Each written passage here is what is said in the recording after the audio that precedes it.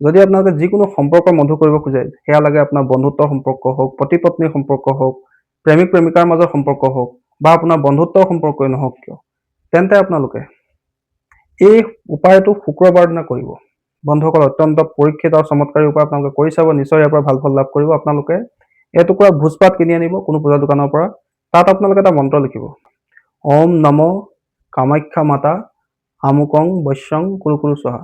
আপোনালোকে ধুনীয়াকৈ ৰঙা কলমেৰে এই মন্ত্ৰটো লিখিব। তাৰ তলত আপোনাৰ নিজৰ সম্পূৰ্ণ নামটো যোগ চিন এটা দি পেলাই যাৰ লগতে আপোনাৰ সম্পৰ্কটো ভাল হোৱাটো বিচাৰিছে তেওঁৰ সম্পূৰ্ণ নামটো লিখিব। লিখি লৈ সেই ভোজপাতখিলা সৰুকৈ জাপি লৈ তাত ৩ পাক ৰঙা সূতাৰে মেৰিয়াই লৈ কোনোবা মৌজোলত আপোনালোকে ভৰাই থ'ব। বন্ধুসকল, এই ক্ষেত্ৰত খালি আপোনালোকক কৈ থওঁ যে পৰিচিত ব্যক্তিৰ ক্ষেত্ৰত, সেয়া আপোনাৰ পতি হ'ব পাৰে, পত্নী হ'ব পাৰে, প্ৰেমিক হ'ব পাৰে, তেওঁলোকৰ ক্ষেত্ৰতহে আপোনালোকে ইয়াক প্ৰয়োগ কৰিব পাৰে। আৰু এই প্ৰয়োগটো সদায় সৎ কামৰ কাৰণে, নিজৰ সম্পৰ্ক মধুৰ কৰিবৰ কাৰণে ব্যৱহাৰ কৰিব পাৰিব। অন্যথা যদি আপোনালোকে কিবা অসৎ উদ্দেশ্য লৈ এই প্ৰয়োগটো কৰে, কিন্তু ইয়াৰ পৰা আপোনালোকৰ কোনো ধৰণৰ ফল লাভ নহ'ব।